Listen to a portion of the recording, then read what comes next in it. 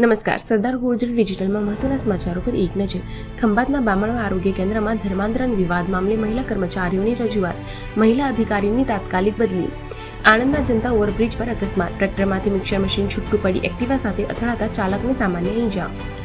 Ahmedabad ISKCON bridge અકસ્માત કેસમાં તથ્ય અને પિતા પ્રજ્ઞેશ પટેલ સામે 2.5 વર્ષે ચાર્જ ફ્રેમ. હવે કેસની ટ્રાયલ થશે શરૂ.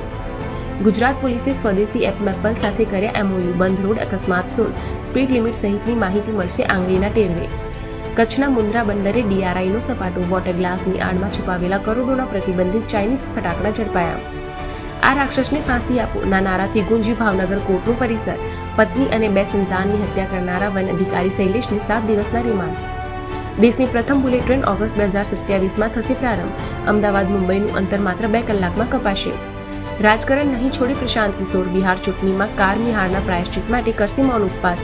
નીતિશ કુમારે પૈસા વહેંચી મત ખરીદ્યાનો આરોપ. બિહારમાં 20 નવેમ્બરે નવી સરકારના શપથ ગ્રહણ. દિલ્હીમાં અમિત શાહના નિવાસસ્થાને મંત્રીઓ, ડેપ્યુટી CM, સ્પીકર પદ પર મંથન. લલનસિંહ અને સંજય ઝા હાજર. જર્મની ફિફા વર્લ્ડ કપ માટે થયું ક્વોલિફાય.